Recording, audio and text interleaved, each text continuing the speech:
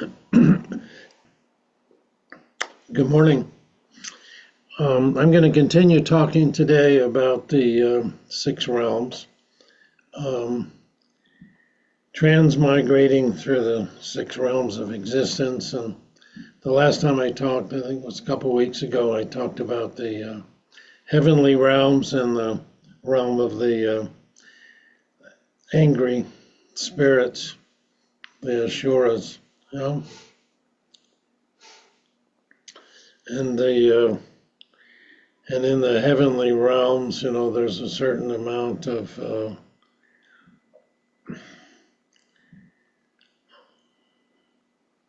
what's the word? Complacency. A certain amount of complacency, where if things are going well, so, and then when things change, then there's a lot of anger. And that's when we fall into the realm of the Asuras, the angry of anger. People think the heavenly realms, it might be the best realm of all of the six, but and I use the example that people who have good karma might have a situation which is really pleasant and rewarding, but it's like a bank account, the being in the heavenly realms, you're drawing out your savings, and then eventually you deplete it. You can't stay in that realm forever.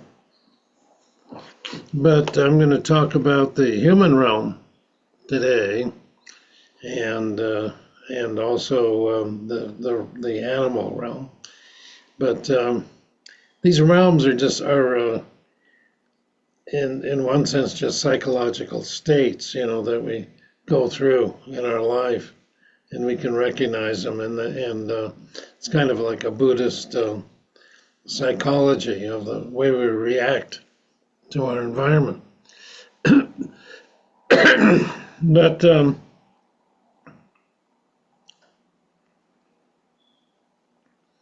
in the human realm, it's often considered to be, excuse me, considered to be the most advantageous realm, because in the human realm, it said we have the potential of realizing our Buddhahood.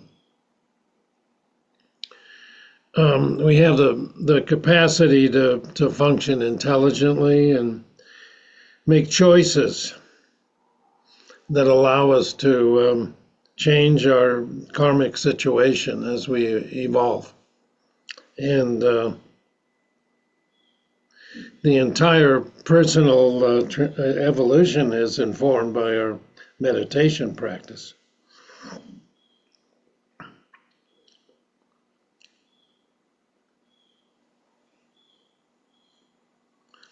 So another aspect of the human realm is the psychological state associated with the human realm as part of the six realms. In the extreme, there's chaos in the human realm, which is caused by passions which are associated with grasping, which tries to recreate past pleasures and reinforce a solid ego. So there becomes a dualistic split in the human realm of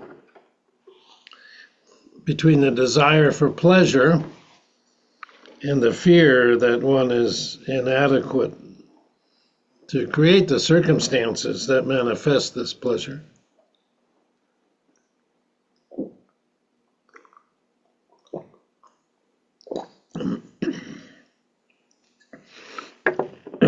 So what comes out of that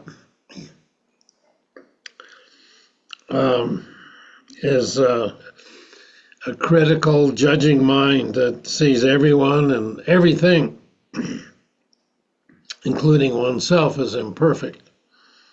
And the goal of perfection is impossible to achieve, since it's based on a delusion. There's a constant striving for this impossible goal in the human realm.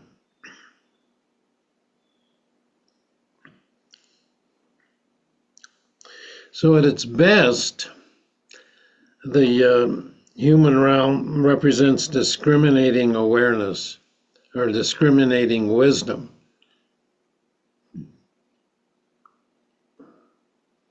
So we can see what is good for us and for others, you know. I mean, we have that capacity. And at its worst, it's blind passion or grasping in the human realm. And through practice, the intense desire of grasping is transmuted into an attention to the fine qualities of each activity and event and the details of it. I saw this cartoon on the internet about mindfulness meditation, and this man who was dressed in kind of like an entrepreneur, a young entrepreneur. He was a hipster, you know, he was really cool. And he said, 10 minutes of mindfulness practice every day, and I can conquer the world. And his guru was sitting on the side, and he says, 1 hour of mindfulness practice every day, and you won't need to conquer the world.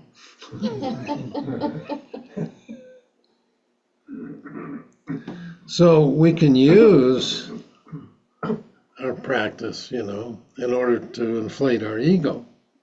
And that's something we talk a lot about in Zen, which is, we call it the stink of Zen. You know, when people think that they've realized something and then they attach qualities of their own ego to it, you know, like, no, nobody is as good as I am. And that happened with Master Hakuin. He had his first awakening, and he said, nobody in the history of Buddhism ever had such a deep awakening as I. And he went to his teacher and expressed his understanding, and his teacher saw his arrogance and called him a bedwetting imp after he had this great awakening experience. So in the human realm, one characteristic of the human realm is we're always comparing ourselves with others. And we have an ideal that we admire and we strive to emulate. And maybe this happened to you too, but when I was in elementary school, I remember getting an assignment to write a short paper or give a talk in the class about a person we admire the most. Yeah. And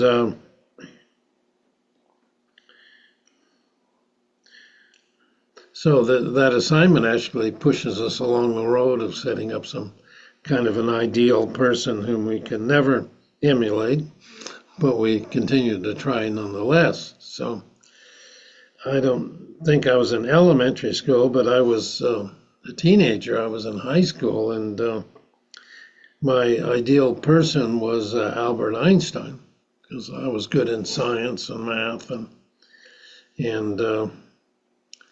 and I was raised Jewish, and he was Jewish, so he had all the characteristics, you know, made him the ideal person. And so, and I studied physics, and Einstein was the epitome of the profession, and I went on to the university and was on the path to a career in physics. But the problem was that Einstein, all of his great discoveries, relativity, the photoelectric effect, and he did all of those by the age of 25. And when I reached the age of 25, without having made any significant discoveries in my chosen field of physics,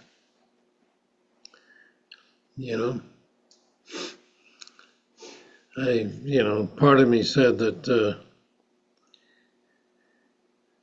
either physics is inadequate or I'm an inadequate physicist. So I couldn't be Einstein. So I had to look around and see if there's another superior person with whom I could identify with. So at the age of 25, I decided it was going to be the Buddha.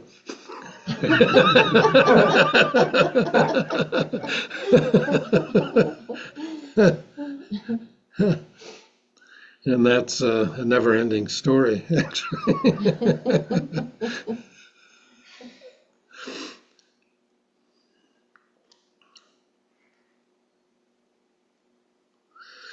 But in the human realm, there is a possibility of achieving and creating great legacies for posterity.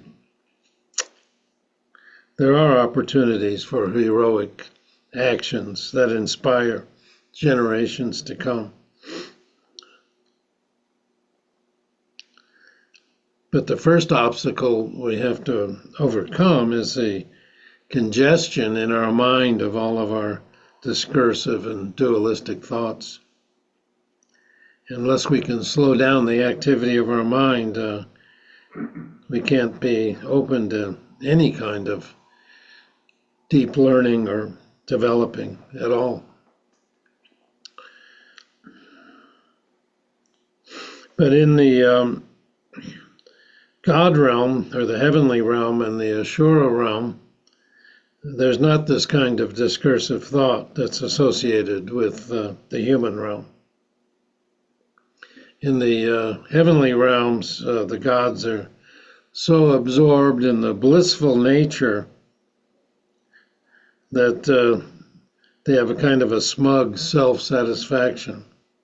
And the fighting spirits, or the angry spirits, are completely drunk on their fierce comparisons with others. And the experiences in both those realms are so intense that they overwhelm any thought processes.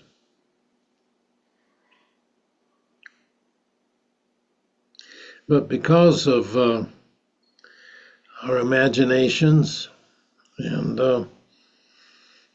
all the forgotten memories of our unconscious mind, and maybe even our collective unconscious, the human realm is very creative with all kinds of strategies to become powerful and famous. And it's very intelligent and powerful realm.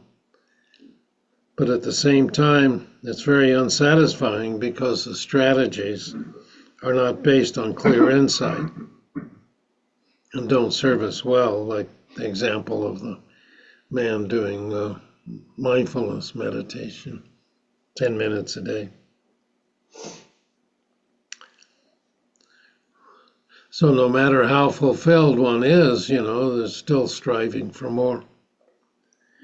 And once the Dalai Lama summarized the purpose of Buddhism in a few simple words, he said, everyone wants to be happy. But the problem is we don't know what makes us happy. We think we know. And when we start to meditate and look at our desires and our grasping, we see how we continue to delude ourselves.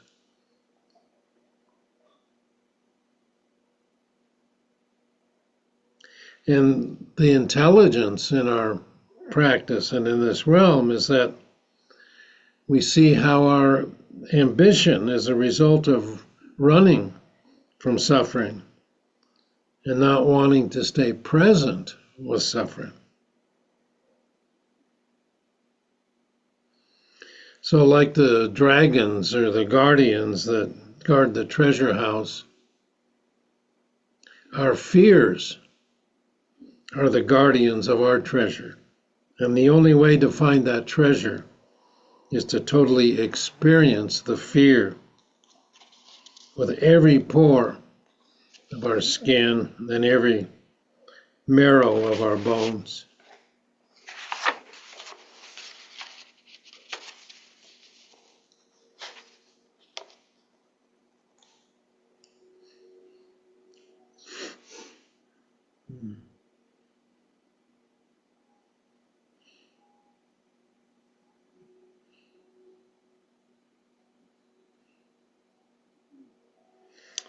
You know, that's what Rabindranath Tagore, the Indian poet and writer who's a Nobel laureate, said that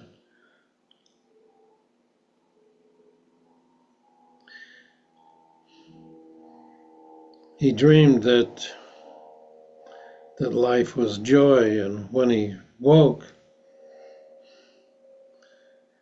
he realized that life was service, and that by serving one found joy through serving others. And that naturally accords because, you know, like the Buddha said, everyone without exception, you know, is simultaneously awakened. So that's what our practice is. Not to put ourselves up, but to serve without that even being noticed. So what about the animal realm? The animal realm has nothing to do with being reborn as an animal. It's about having qualities in our life that are often associated with animals. Certainly very high characteristics can be associated with animals. In certain traditions, animals are spirit guides that help humans along their path to spiritual fulfillment. And certainly, you know, in our tradition, I can see animals as bodhisattvas, you know, which support us on our path, you know. Yeah. Some of you know it. The horse just whinnied. Oh. Yeah, that whinny is you betcha.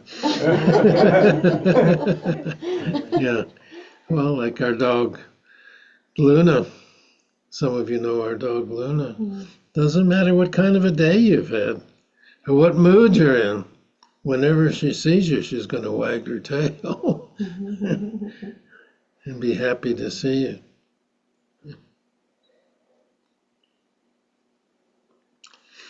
But in general, you know, animals are creatures of habit. And for domestic animals, much of their behavior is a consequence of breeding. Before we had Luna, we had a dog who was an Australian shepherd, and we called her Toto. And so it was short for her real name. Her real name was Ototo, which means little brother. It wasn't because he was a runt in the litter, and wasn't like Dorothy's Toto in The Wizard of Oz, but he assumed that name. And he was bred to be a working dog and to herd sheep and goats and cattle. So when I started playing fetch with him, he would chase a ball and capture it and put it where he wanted, you know, so it was under control.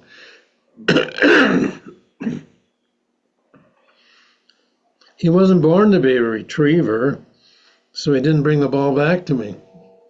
I mean, if birding dogs like golden retrievers and water spaniels would naturally bring the ball back as if it were a pheasant or whatever they're charged with retrieving. But Toto was very smart, and I talked to him about visualizing the ball as a surrogate sheep and me as the barn, and he wanted to put the sheep in the barn.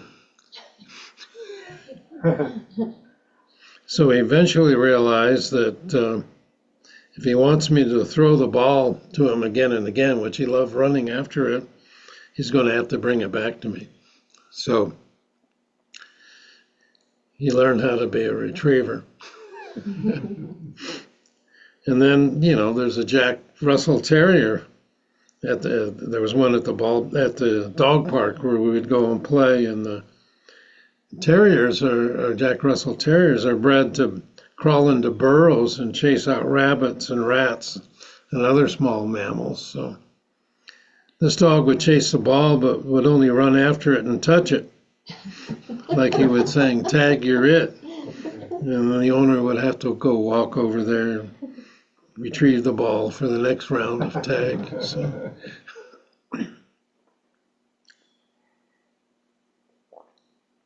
So in a crude way, we could say that Australian Shepherds and Jack Russell Terriers have self-images where they say, "I don't retrieve balls." In the animal realm, we all have self-images that we want to project and have others respect, and it's a very serious business.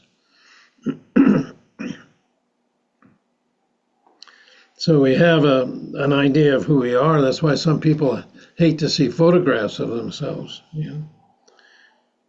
because they don't look like the image of what they think they look like. And it's weird, to look at talks that I give. We're recording this thing so people who aren't here can listen to it, or if you're struck by something, you might want to listen to it again.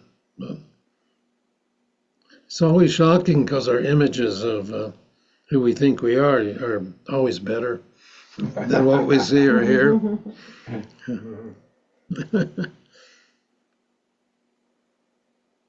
So in the animal realm, we go straight forward, trying to demand that situations be in accord with our expectations. We don't look right or left or try to see the lay of the land. There's a certain ignorance in the animal realm. That doesn't mean it's stupidity. It just means we ignore the whole picture in order to focus on trying to shoehorn all experience into our images and projections. I should say that I think this rendition that I've read about the animal realm in different Buddhist books thinks about humans more as predators than as prey, because you mentioned the horse.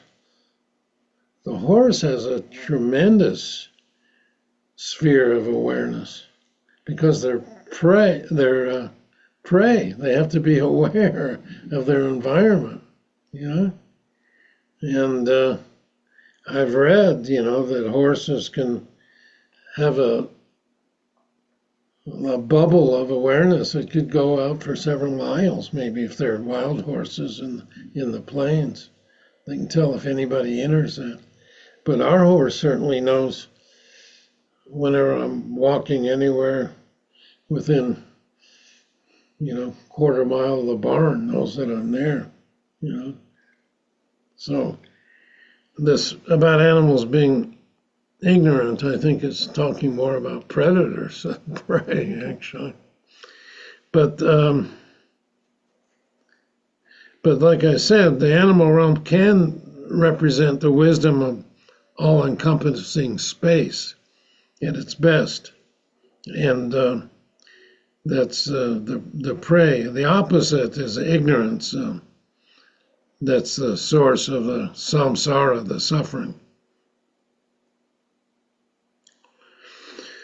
So indifference is another characteristic of the animal realm, particularly for wild animals. They're indifferent. I mean, a mountain lion would just as soon eat you as rub up against you purring like a domestic cat. Yeah. And a cute little chipmunk could care less about whether you had a good day or not. It just wants to steal the crumbs from your campsite. So that, when I think about the animal realm in the sense of transmigrating through the through the six realms, I think of this characteristics of indifference. Indifferent to the suffering of others. Just concerned about my own image, my own situation. I mean, it's reminiscent of one of the candidates for presidency.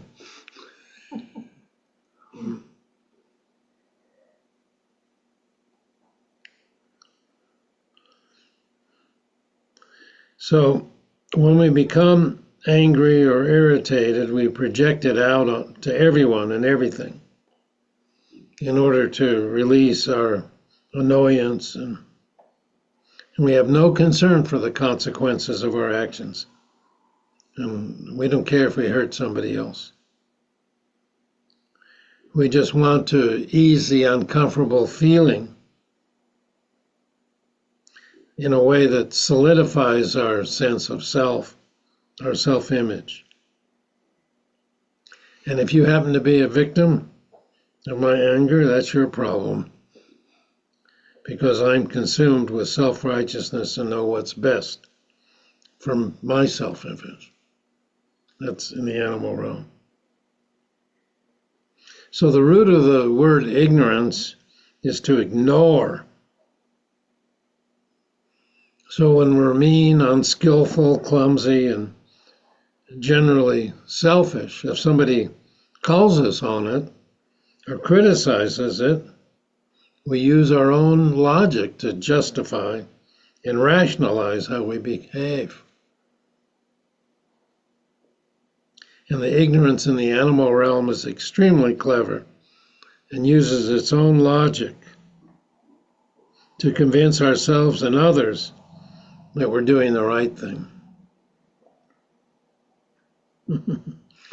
Just reminds me of parents who use corporal punishment on their children and say, believe me, this hurts me more than it hurts you.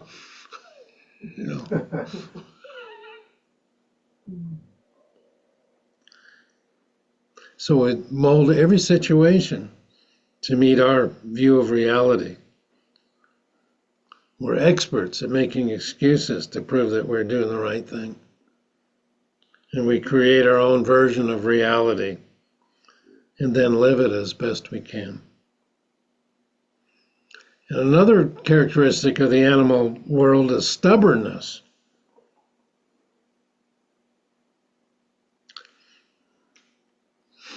Stubbornness isn't clumsy or stupid, but a means to maintain and defend our self-image. If we begin to widen our view of things in this animal realm, a good sense of humor is essential. We need to get out of the seriousness that holds us captive to our view. Instead of beating ourselves up for our stubbornness and ignorance, we need to be able to see the cosmic joke. If it's a microcosmic joke, then it's just another crutch we can use to relieve our self-consciousness. I read that animals don't laugh, that they don't have a sense of humor. Be glad to be proven wrong if you have any examples. But Walt Disney tried to make us believe otherwise. But a sense of humor is necessary to transmigrate out of the animal realm.